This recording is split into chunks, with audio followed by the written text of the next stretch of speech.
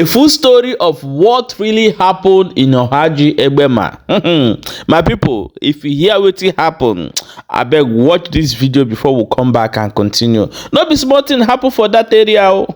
Go hear them. They say the king himself walepo. They say these people naka the king. No be small thing, you know enter. Now they say no. That they carry the king, throw and put inside fire. Things they happen. I beg more you watch the video before we come back and continue. A very, very quick one. Direct message to the leaders of Ohaji Egbema, the oil producing communities, and when Imo State. Ndi was in Ako Kataka Nobi, Igosin dem more ebendo de mado. Abambo or Tuanogwe, Abwebwa or Tuanogwe, Abato or Tuanogwe. Obunani ogwe ka apịrị akụ. Okenye anaghị anọkwanụ n'ụlọ ewu amụọ n'ọgbụrụ. Ndị ndu and the leaders of Ohaji Egbema, both political leaders, town union members and leaders, and traditional rulers enwere in Ohaji Egbema, geenụ ntị ọfụma. Geenụ ntị very, very well. Over the years, we have been talking about here how decayed the social amenities, infrastructural amenities, and when in Ohaji Egbema, especially the oil producing communities that have oil in their domain, that have gas in their domain, and yet, onwegi he hahoga. Up nepa etibeya in many communities in Ohaji Egbema. Up nepa etibeye. Some people are really 50 years in Ohaji Egbema. Hahube hoko. Some people are really 40 years on Ohaji Egbema. Anya hahube hoko latrik. Ihe ana ho solar and oko generator. Yet they have many oil companies. What has been in Umunye no Ohaji Egbema. They have oil, they have gas. Every day, and they live to petrol, and they live to crude. About the aviation fuel, and they live to from Ohaji Egbema. Every day. Oil companies in Ohaji Egbema. Highest. More lowest. Na high abata he go in a day. 500 million. I won't make a 500 million. As him, oil companies in Ohaji Egbema. In a day. My hair make he go. I won't make a 500 million per day. Because go to Ohaji Egbema. You got to him neku. Otu aka tanka de she bukuru de bumma ne bunte bi morokoto e sheba hanapo. Most of the communities enwe hozo. Enwe humini. Gehaje enwe ako. Now, what is the problem? Some of the leaders of this community, these communities how they produce oil in ime han Ohaji Egbema. Akwu ugwo, oil company kwu ugwo herieye. Oil company kwu ugwo herieye. Ego oil company, on Petroleum Guinea Act, oil company and the host communities must work together. On a host community. Owu pamontuo, owu paranumo, o dependre, o tudu shiri bataya.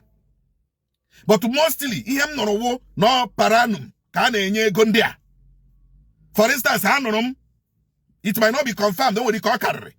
Na ndị ke Water Smith na-enye this community, ochia community eba, eburu onye eze ha, 200 million every year. 200 million every year. Now you hear that Water Smith na-enye. Onwere ike buru eziokwu, nwere ike ọma mbụ eziokwu, onwere ike karịa, nwere ike ọ karịa hụ. Mana, the problem enwere n'ọchị ya, according to investigation mere na-egosi, na onye eze ka a na-ebo ebubo, onye eze egburu ka a na-ebo ebubo 800 million. The oil community, oil company kwụrụ the community. A na-akpa isi okwu ya, where is the money? Where is the money? Onye eze was nowhere to be found because obi obodo oyibo. You know? So at a point, the community youth, I got to Water Smith. Gwahasi. Ihunega hunu na akuna community account. Onye zebu signatory nimie. Una akuzila ya. Nunu continue ona akwu ega huna that community account. Niwege when the youth. And the youth game. Una aga ha like ya. On him the oil company je kwose kwenye ugwa. Was onye to come back home. Go settle with the community. So that they can continue with the handover. Gini can they you took? One, many of the youth from our community are Water Smith in Enwa. Nde ke nwere ọrụ enwe na that company. Ihe a na-arụ wo gate man, cleaner, messenger. Ọ ihe arụga. Onweghị onye ọchịa. Onye ọchịa zi na onye ọchịa awara ahụ asị no gasị na ọ nọ na top management position na that company. Most people nọcha na all these oil companies enwere n'Imo State, wụcha ndị Hausa, ndị Yoruba, ndị Delta, ndị juru dia. Host communities nwechara ndị gụrụ akwụkwọ ma ndị gụrụ petrochemical engineering ma ndị kwesịrị ịrụ na the management cadre of that company. Ha anaghị arụ ebe a. Ihe a na-enye ndị community, ndị isi na that community wụ ọrụ gate man, ọrụ messenger, ọrụ cleaner. Ọ ihe a na-enye ha. Now, they are not bothered. Ihe ha chọrọ wụ the development of the community. Ọchị enweghị ọkụ nke ha ji enwe ụzọ. You know, asị okay, na ihe a ga-emeziwu ego a na-akwụnye na community account according to ihe ndị youth na ndị Watersmith kpara, na a ga-eji ego ahụ na-arụ ihe a na-ahụ anya. Ọ bụrụ ụzọ were ego ahụ na-arụrụ ha ụzọ, ọ bụrụ ọka were ego ahụ tinyere ha ọkụ ka ha nwee ọkụ n'obodo va. Ọ ihe eze ji shi obodo Igbo lọtazie. Agazia mitin ahụ ha gara n'Owerri. Ekwucha ya sị na enyego kọntraktị fọ ọkụ na ihe ndị a. Eze abawa mba sị kedu ihe eji enye kọntraktị fọ ọkụ. Ebe ọ nọ ya number one citizen of the community na o kwesịrị na-enye anything. Therefore, ebe ọ bụ na ha enyele nke ọkụ si hapụrụ ya nke ụzọ na onye nwa ga-eji aka ya kpọta onye ga-arụ ụzọ ka enwe ike kwụ ụgwọ eji arụ ụzọ. You know, ndị youth ajụ, ndị gara mitin ajụ na ha ama nkwe na nke a bụ ihe a na-ama mmiri eme. Eze shi ọnwụ o mitin ahụ ka eze shizi n'ala njinji ejie around 2 o'clock 2:30 p.m. Other meeting ka eze shizi n'ala njinji ejie. Ụmụaka according to otu anyị shere no investigation eyewitnesses, ụmụaka ahụ akwụsịrị ndị bụ eze that they should stop. They should stop hekebulo. Ụmụaka agbazi egbe na taya. Mgbe ha gbaziri egbe na taya, moto atọ mbụlụọ. Akpọpụta eze. According to them, iwe wele ha. They are so angry. Ha gbawa eze egbe. Okwere aba. Gbagide eze. Egbe ekwere aba. Eze gboro di eshi. Gịnị ka ụmụaka meziri? Ha mụọ ya na moto ọkụ. That was exactly what happened according to eyewitness. Now, this is just one out of many. When the youth Ohaji Egbema. Just that in the youth Ohaji Egbema, I don't know, but they are that's the issue of Kotala. Normally in the youth Ohaji Egbema, questioning about war for years against in the leaders. And when Ohaji Egbema, Nihane Mehan Ohaji Egbema. I get with a scholarship. Only companies in down on Ohaji Egbema get with a scholarship. Can you more Ohaji Egbema? Some leaders are rare. From reliable source. I get with a scholarship. Only companies in there. Nde hamit royal na beva. Some leaders of Ohaji Egbema read the scholarship. Scholarship from primary to university. And they have also when the science inclined. The science is so that when dagas up as engineers. You know? Some leaders say further investigation reviewed. Now some of Ndo Ohaji Egbema mandeke getman, mandeke cleaner, mandeke ha. Because I need lunch there. I need go lunch. Now that's why your company me na rodia. I gonna go lunch. Some leaders of Ohaji Egbema agana azu hanandi company and the oil company apa. E wereze go lunch. Umunne ha ekwesiri na enye umunne ha packages ye kwuo here up front. This is anye go lunch. I see that your leaders have collected your lunch. Most of Ndo Ohaji Egbema kwano na arụkwana na oil company before ndị leaders a ekwere nye go ọrụ ọ bụrụ na anakwụ gị 300,000 how many 100,000 every month gị nye 100,000 every month gị nye 100,000 na mmanụ unu na ya so nwere o na mmanụ onye ọbụla so nwere as members of that community.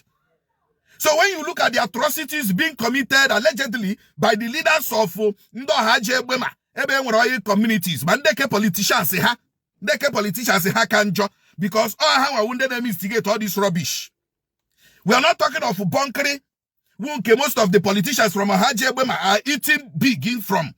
Most of the bunkering and men Ohaji Egbema, all politicians issue from that area and the leaders issue from that area. All hane me bunkering. Hema kwa go be joku. All hane me bunkering. from that Ohaji Egbema. Most of those leaders there, anaghị arụ ezigbo ụlọ na beva. Mana inwete properties ha nwere n'Owerri here aga ịgbaka. Go to Irete, go to Ụmụagwọ, go to Orogbe, bịa Ọgbakụ, bata ime Owerri. Anasị gị hotel a na onye anwụnye, ụlọ elu a na onye anwụnye, gaa na Port Harcourt. Most of them, ndị sị na ha wụ ndị leaders of these communities, ha na-ebupụta oil n'ime ha. They have big hotels in Port Harcourt, big hotels in Owerri, big houses everywhere in the city. But gaa na village ha, ọkpọkọrọ ụlọ ka ha bi. Ọbụna dị eze anwụ now, ụlọ ya na village, mkpọkọrọ ụlọ. So why are you people not building good houses in your village? Ma bụrụ na unu na-emete ihe ọma. Ole ihe akụrụbe enyere unu ka unu na ụmụnne unu kerie, ka unu na ụmụnne unu rie. Why are you people eating alone? And you have seen the result of eating alone from ihe merenu to that onye eze. It's a warning signal to the leaders of Ohaji Egbema that you cannot eat ihe ndị ọha, ihe ọha gbara aka nwe gị rie ya gị la free. Ọ dịghị possible. It is a warning sign to all of you from Ohaji Egbema, the leaders of Ohaji Egbema. Unu na-eri ihe ụmụ ndị ọzọ. Sọsọ unu ndị Ohaji Egbema. Ọsọsọ unu ka ịrụ ụlọ elu na ala Owerri mma. Ọsọsọ unu ka ịrụ hotel na ala Owerri mma. Why are you people eating the future of the generations of Ohaji Egbema alone? Why? You say you're a politician, you are using your position to eat future of ụmụaka ndị obodo gị. Sọsọ gị na-eri. Gị bịa n'Owerri gị nwe company, gị nwe factory, gị nwe nta, gị nwe imo, onwe hodoro ụlọ ị na-enwefe ọnụ Owerri, na-emepe business aghara n'ishi ego ekwesịrị ike ya gazuo the community ọnụ. Ụzọ unu enweghụ, mmiri unu enweghụ, ọkụ unu enweghụ. You are eating alone and you think iricha ya ahụ adịghị mma. Ọ dịrọ possible. O nwere dịka o si dị possible. So it is a warning. It is a big warning to the leaders of Ohaji Egbema, the oil producing communities enwe n'Imo State. Onye mara ihe dị mma ya mee ya. Mara ihe dị mma gị mee ya tupu aka efe ga azụ. The youths are angry if you don't know. The youths are seeing you riding big cars. The youths are seeing you riding in convoy. The youths know your houses in Owerri. They know your hotels in Port Harcourt. They know all these things. And they are angry. They are boiling. They are boiling. They are boiling. And one day, that boiling will explode into something dangerous.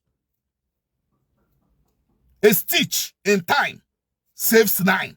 For all the leaders of Ohaji Egbema. Onye mari ihe dị mma ya mee ya. My people, welcome back. As you don't watch that video, try to share that video and drop your own opinion for inside comment section. And I don't say more as it really happen. They say for many years, nothing they go on for that area. And people will get everything, every. So imagine. Just imagine. I beg, share the video, drop your own opinion in the comment section.